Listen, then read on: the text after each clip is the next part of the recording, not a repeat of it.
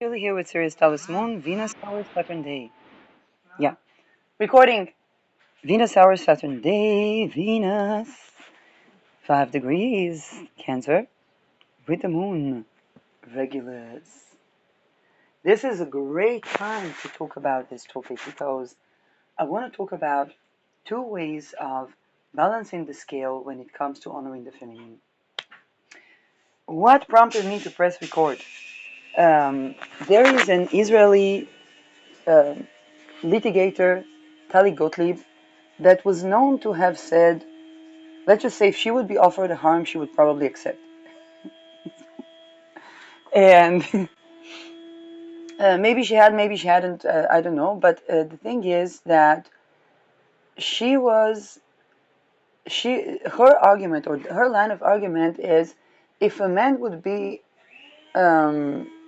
persecuted for this offense, he would be treated harshly.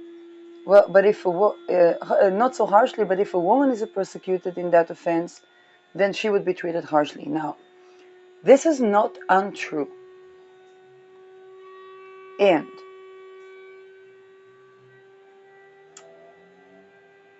when we talk about antidoting what people call the patriarchy, which is basically degradation of the feminine, it goes into the male body as far as any other thing.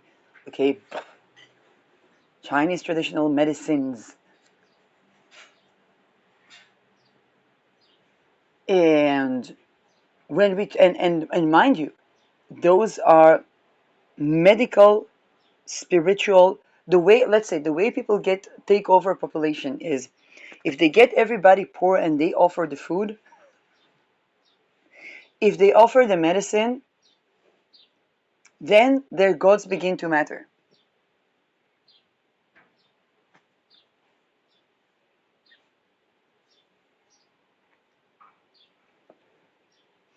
And where is the downfall of the patriarchy? The attempt to masquerade the effect of rape, which actually is the thing that got people poor. Can and if they can manage to extort the children, yes, okay. I have a responsibility to take care of my cup of coffee. When I'm responsible for my cup of coffee, there are responsible people in this household. I'm absolutely not. I was happily complying with what you said. That's all.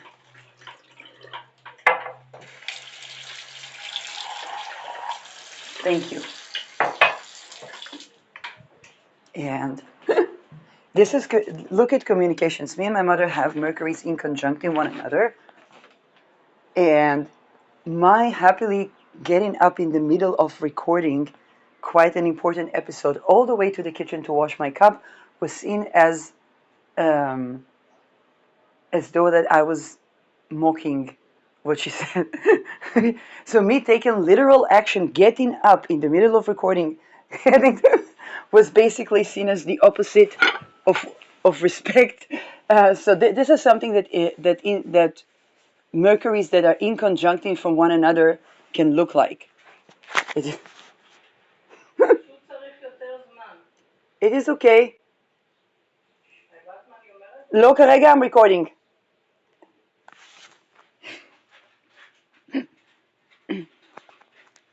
Um, we are making the fine cup of coffee, so it is it is stressful. It is exciting. Now, when I talk about honoring the feminine, within from that perspective, I say the medical complex failed at not managing to align because that religion was based on a scam.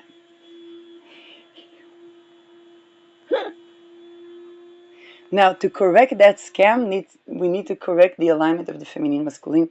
It's not done by offering women harems.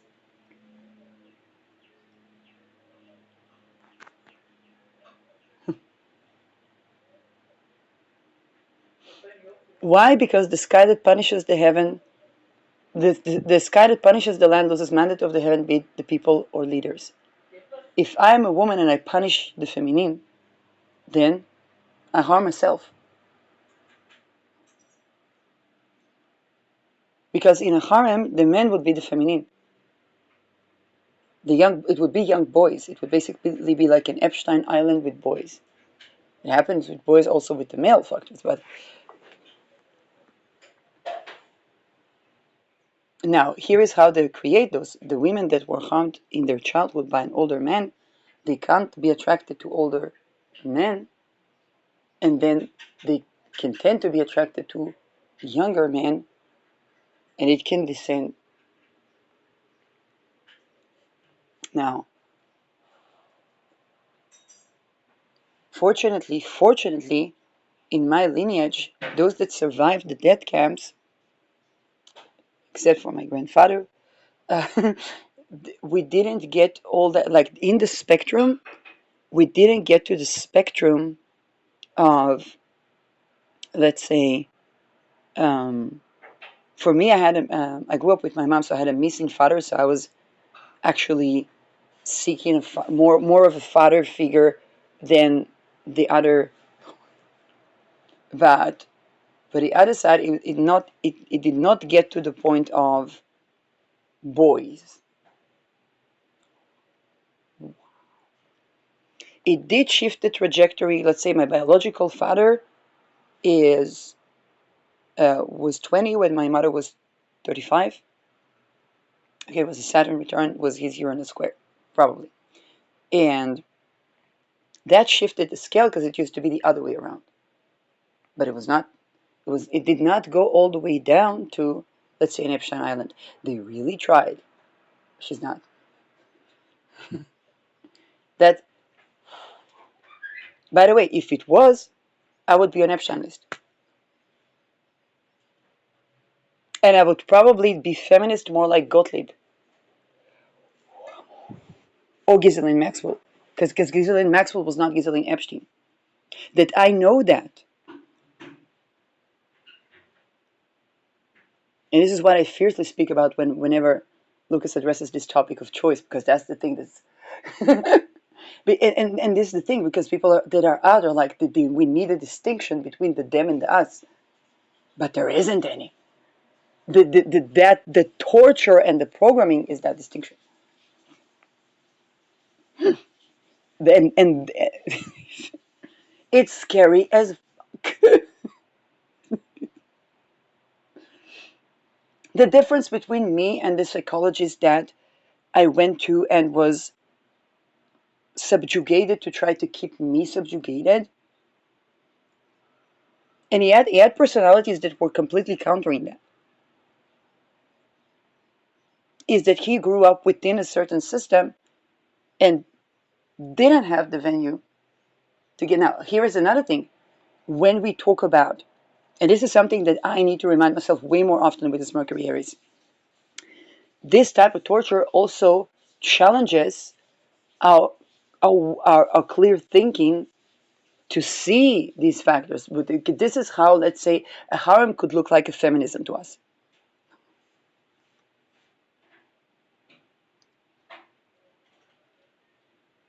And I was offered. Because people saw that that they saw that I authentically addressed the fact that sexuality-wise, I'm not compatible with being the subjugator. So, like, do you want a harem?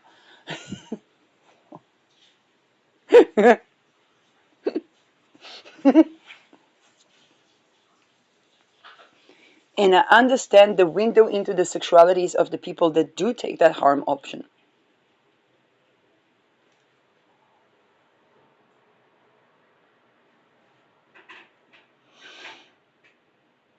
And I don't fool myself to think that either of us are better or worse people.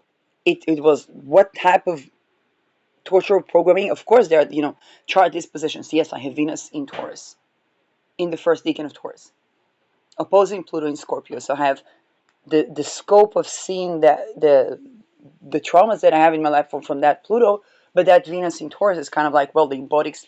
I simply don't get off on those kind of things, it's a privilege. Okay, and I understand that the people that do work, that this was manufactured in this, exposing a child to, let's say, not just to pornography, but to those rituals that alter the sexual. Now, I was exposed to that to much degree in the astral, but it created an awareness that kind of negates that, and there was even attempt to loot that to, even when it talked about dropping the Peter ring, I began to emphasize exactly what I'm talking about. It's not about, oh, jailing them all or exile. No, that plays into the hand of the extortion cult. It's seizing that the practices that generates Peter rings. That's the issue. That, if I think about what will allow me to have orgasmic birth and so on, that's the thing. That's the thing. that it's there. It's right there. It's not anywhere around there.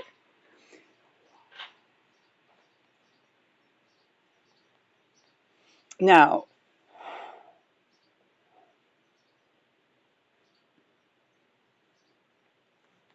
um,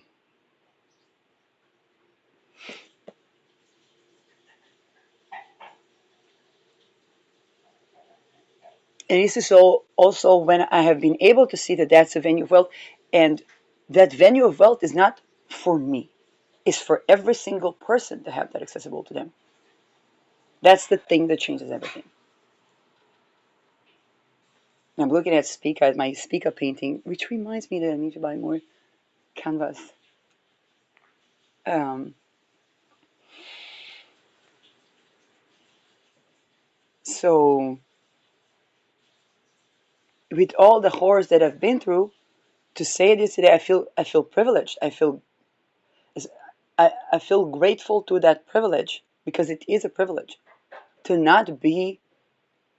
It's not just to not be in the Epstein. I knew it's a privilege to not be an Epsteiner, and that in itself is a privilege. Okay, whether psychosexual intellectual capacities are also privileges, and I'm becoming aware more and more of that privilege, and what would be the conditions that would support more people having access to that privilege.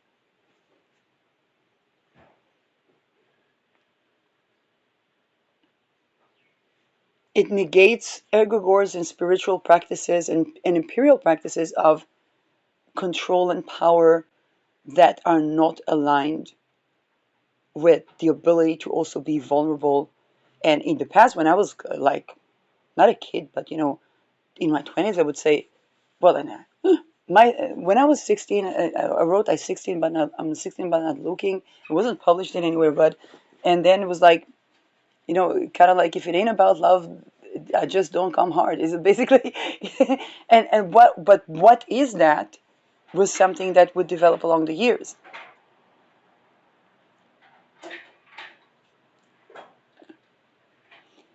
And it was the lack of sexual shame that connected me to that authenticity.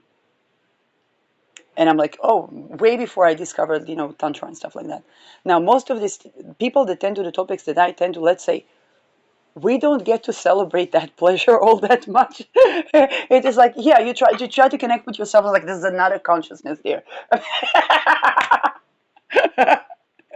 Okay, like, try to be embodied. I was like, okay, well, yeah, how did you get that thing out? So, but it is the acute awareness that is where, and this is why being a feminine, it is true that, let's say, if a woman has a harem, she's more scolded than if a man has one. In some circles, more appreciated. I don't know, but is it really the honoring the feminine? It's a blend of honoring the feminine, because, like, oh, a woman can also be having harm. But what about the children that are affected?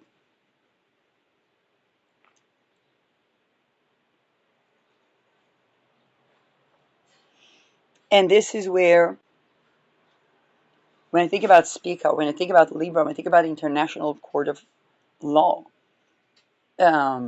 is it about women being able to have harems and participate in the oppression, or is it actually aligning the feminine?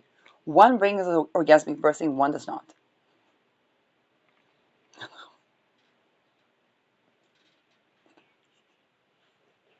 Now again, when I talk about orgasmic birthing, let me make it very clear. Of course, it's a continuum.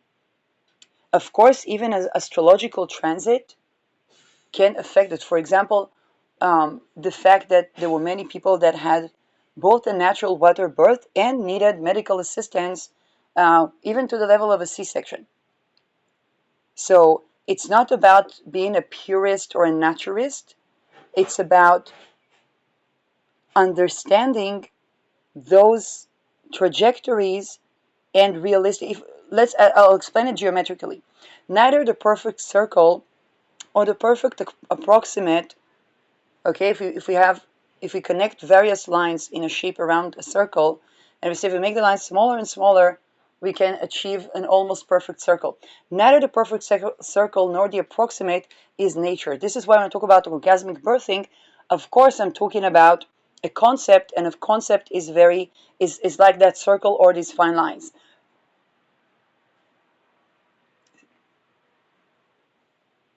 But here is what it is not.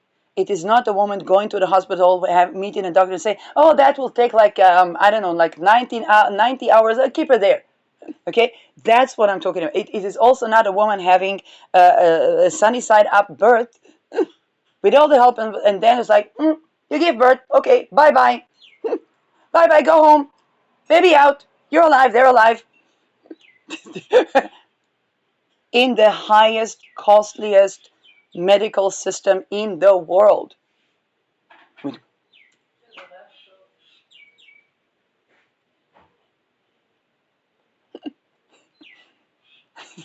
Okay, and I want to emphasize that so people won't go to, oh, you blame women for not having. No, no, no, no, no, no. That would be dishonoring the feminine. It's a correct point to make sure that I emphasize.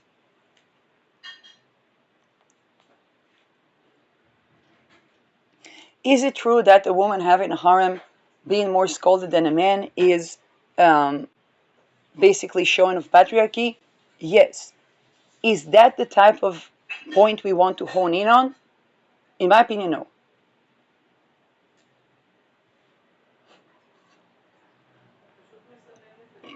For the best of everyone.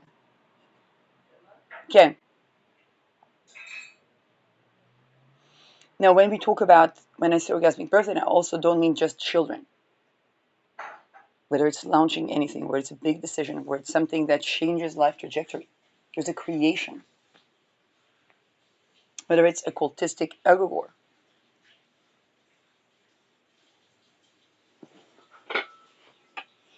The Eastern martial arts even elaborate that to the military complex.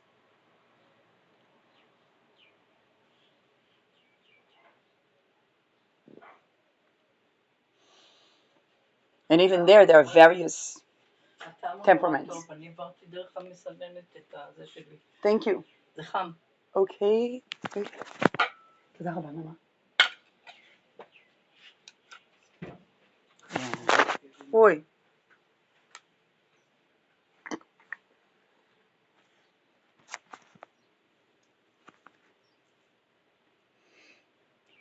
And this is...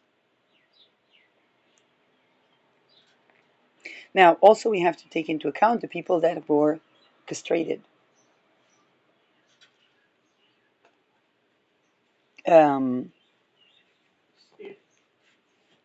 Wait, no, I'm recording later. The people that worked...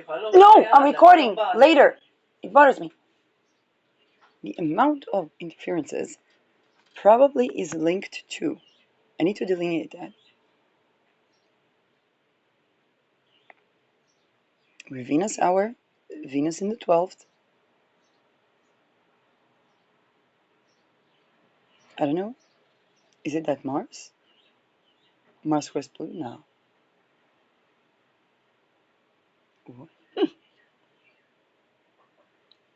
Moon Ketu, something dematerialized.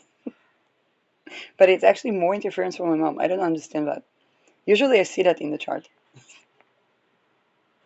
Venus hour, Venus in the 12th, Moon in the 2nd. Oh, yes, because Moon is ruling. Look at this.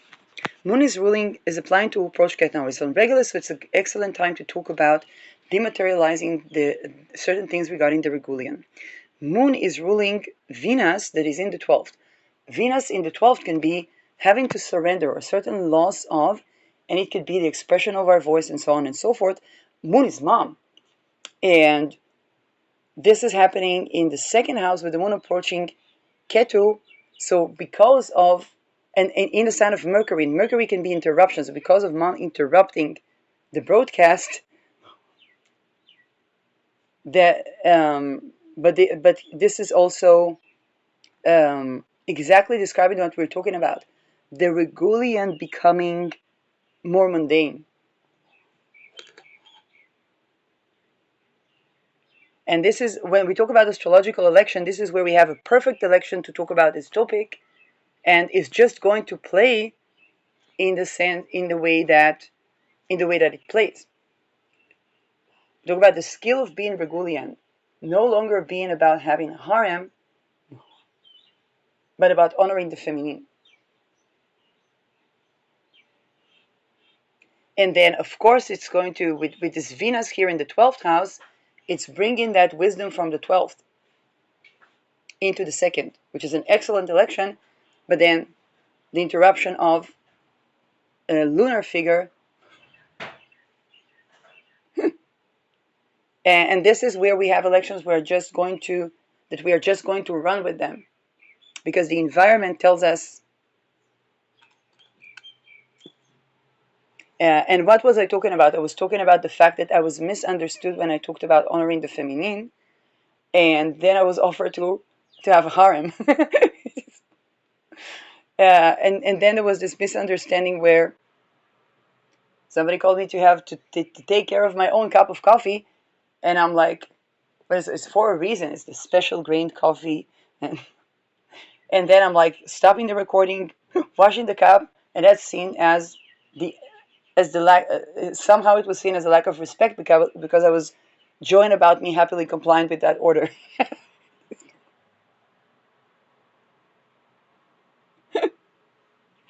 And so this is a part of the things that have been happening when we talk about the new Regulian, because right now we are still dematerializing the previous one.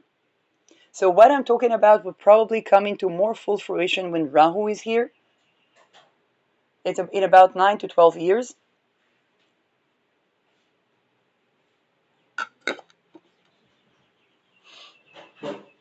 And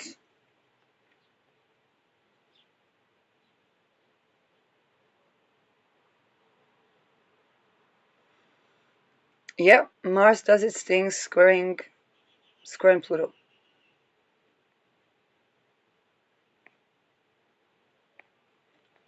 Um,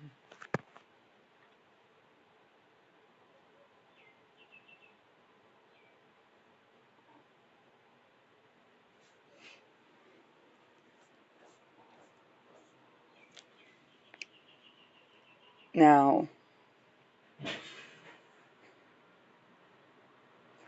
as per the people that are already in Magha places, it simply means up leveling from there. Because honoring the feminine is up leveling from the Regulian that was still subjugating the feminine as a form of basically false power as to the standard of. It's transcending not as a spiritual, how should I say that?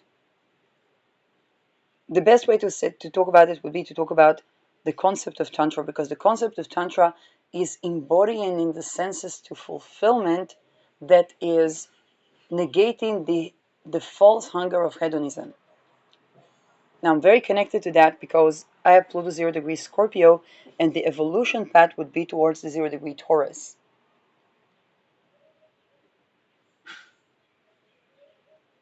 And this is where I would feel that I have,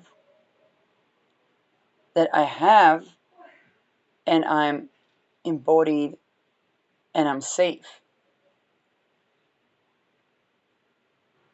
Where Scorpio seeks to experience the deep, the answer from the deep is that safe embodiment that is both spiritual and physical. Two different things. If Scorpio would be excited about, or in the best sense of the way, Scorpio could be curious about the deep, not afraid of the deep, or taking that fear into curiosity and looking into the hidden patterns and taboo patterns, the result, for me, from my trajectory, let's say if I had Pluto in Taurus, it would be different. But it's also pertaining to the Rahu and Ketus. Certain people have Rahu and Scorpio, depending on where their Mars is, they're going in opposite trajectory from me. Not necessarily, but and it's important in that case, for example, when I'm going from Ketu Sagittarius to Rahu Gemini, when applying, and this is the thing that I do, remembering the theory when applying the theory and making the adjustment.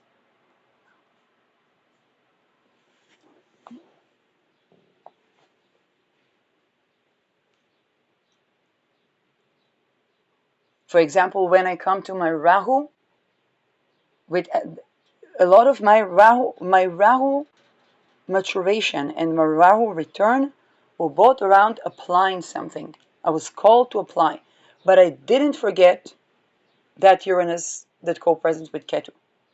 I didn't forget Ketu.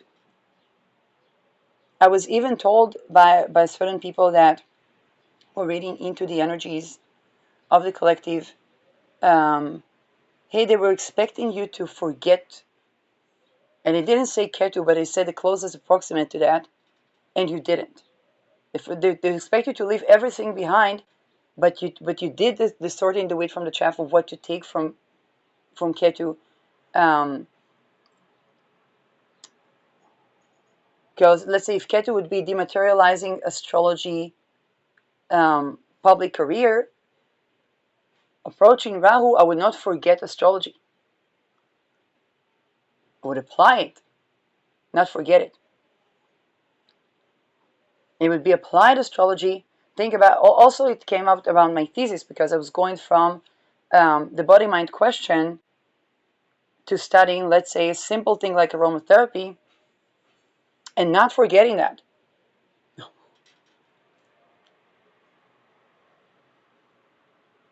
And this was unifying Ketu and Rahu. For the people that have Rahu in Scorpio, my best tip would be don't forget embodiment as you're curious about, because that is what will allow to set the boundaries that would prevent you from being an Epsteiner.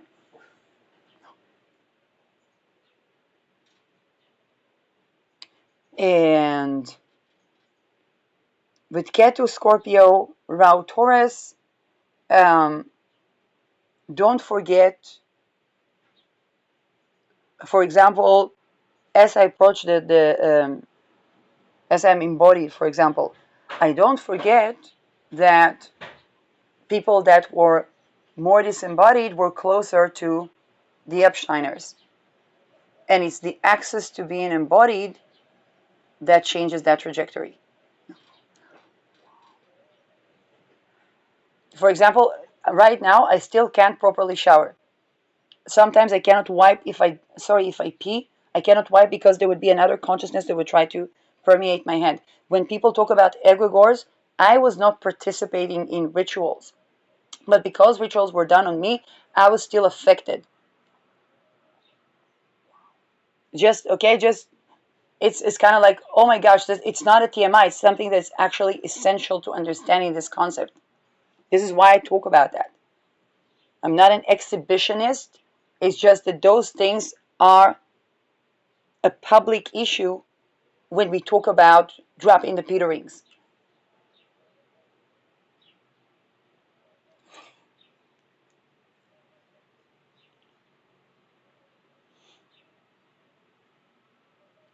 The occult attacks that many have experienced. And this is why I said the egregore and the occultistic practice also need to support it, to be supportive of orgasmic birthing.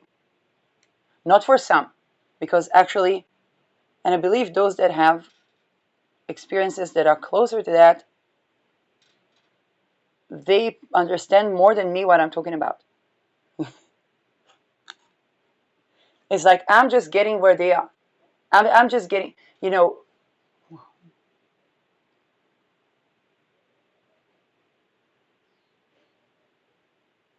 I understand more of the trajectory that is farther from that, and the many things that could be aligned incorporating that.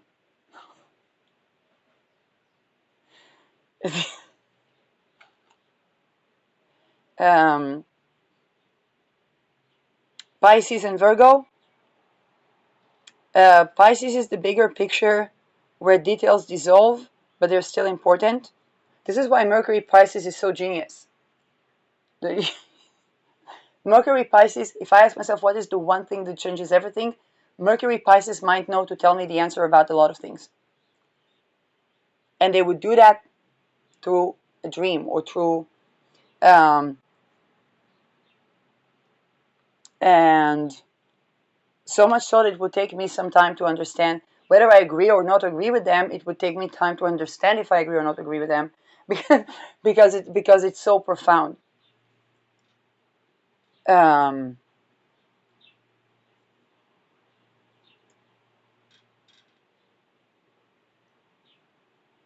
Ketu, sometimes I disagree with them, but it's still funny. Like their dreams would be still funny. Um, but Ketu is studying the details. So a person, let's say with Ketu Virgo, would know to study every single detail, and as they approach the Rahu, would know how those details create the bigger picture in Pisces and how some of them dissolve. If I think about the trajectory when I was in high school, a little bit of a filmmaker, then I dedicated to the script, I dedicated to the breakdown of the photos, to the set and so on. Then I'm on the set filming. It's both throwing away everything that was and not forgetting it, and somehow something compounds to a movie that is beautiful. It's the ability to let go of what I learned and work with it, what is, but without forgetting what I've learned. That is incorporating Rahu and Ketu. But the opposite direction, people come from the bigger picture, from, let's say, from sailing the ocean to maintaining the tunnels in the land so that they can have, I don't know, underground parking lots that shift, the Netherlands example, that shift the soil continuously so they don't have to rebuild every 5 years, 5 to 10 years. So it's learning the engineering. If they forget the Ketu, they don't know how to do engineering for the land that is next to the ocean, the land next to the North Sea, mind you. Um, so um, it's squaring where we'll be in 2030, and this is where we really have to remember. I might myself meditate on what we've learned with Rahu Ketu in Pisces and Virgo, because 2030 we will challenge this, and then when we challenge something, there's usually a grain of truth in where it came from. Okay, for example, Tali Gottlieb would, if she would have a harem, she would tell me, "Look at this. I'm a woman. I'm the one fighting for wearing short skirts to court without that being seen as." And I would tell her, Yeah, but what about the young boys and girls that you advocate for them participating in sexuality that is way too overwhelming? For example, in Italy, when Meloni banned the marriage with the 15 years old, people say, oh, but it's legal to have sex with a 14 years old. And no, it's not legal to have sex. If two people are like 13 and 14, and the law in Israel is pretty much like that. If two people are like 13 and 14, they are in their own trajectories, and if they're kissing or if I don't know what they're doing with one another, that's not against the law. We're not Puritans. But if it's like a 20 years old person with a 14 years old person, that 20 years old person is in their Uranus square. It's a different thing. In my Uranus square was actually, I discovered PTSD in connection to sexual trauma, and it was people that experienced that through the military that related to what I wrote, particularly the Air Force. I don't know why. And then, not in Israel, by the way. And then basically making a connection that taking action about something gets us out of trauma. Now, that was a very compounded thing that would take me years. And it was just, people on YouTube. That's, and then the concept of radical acceptance as curating from the personality issues that are created by CPTSD.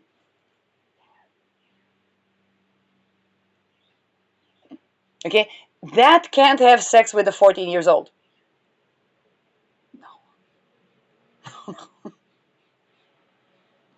Okay, have I made my point clear? So,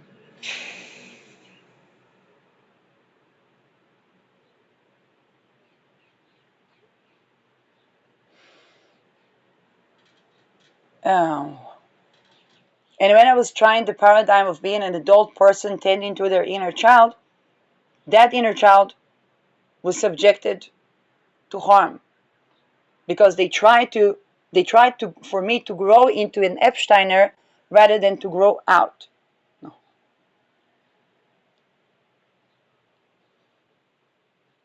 And I knew when I talked about with this topic that, of course, it's going to trigger everybody that has been abused in childhood. Um, and I know they're very likely some of the people that were astrally raping me thought that they're raping a pedo.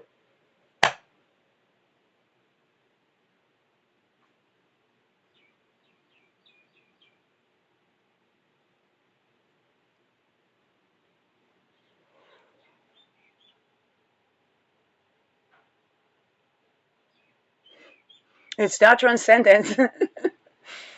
And think about that as a journey to embodiment. It's like,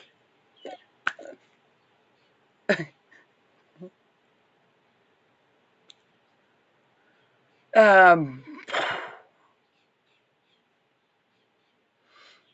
now, how does 2030 challenges that? And then 2036, we're going to need to do the Rauket for 2036 in a different episode. But let's talk about 2030. We're going to be having Rao in the sign of philosophy and religion. We're going to have to remember that philosophy and religion cannot be transmuted to by Inquisition. Rao in Pisces talked about abolishing the Inquisition. Ketu Gemini versus Ketu Virgo. We're going to have to remember that we came from the situation. Gemini is a situation people don't really know what is good and bad, and then the good wins.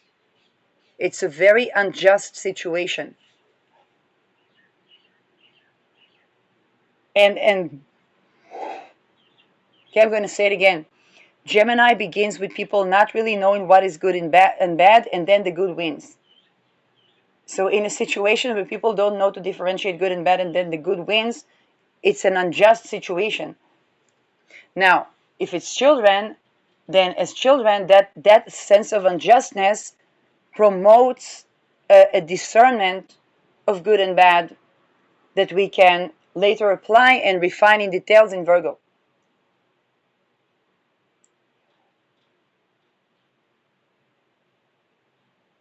But if it is royals, and by the way, the occult around, the occult that keep the royals looted is the occult practice of there isn't good and bad.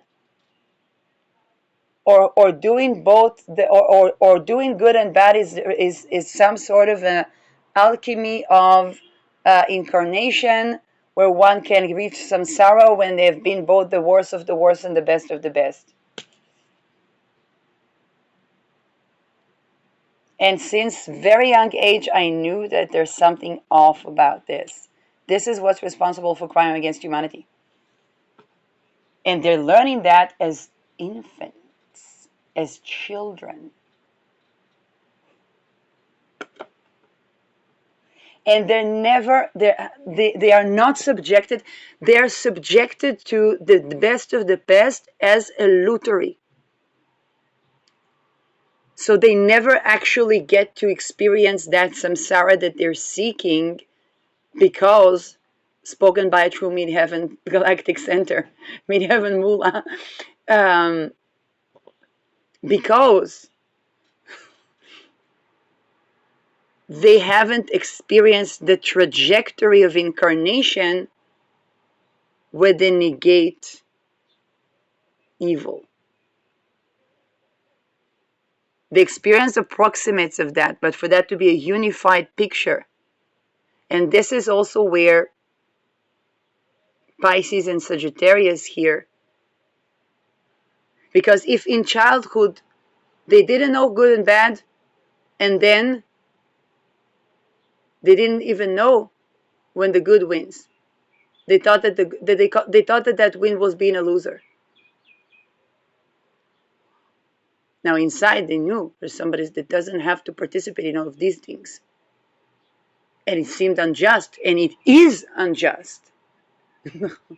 But the unjust is not to get them to participate. That does not create enlightenment, nor does it bring freedom or samsara.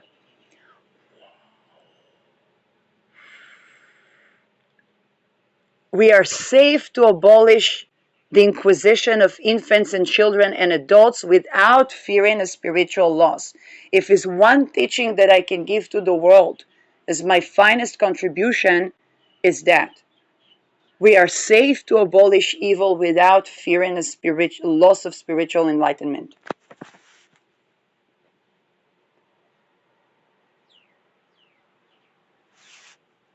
Just meditate on that.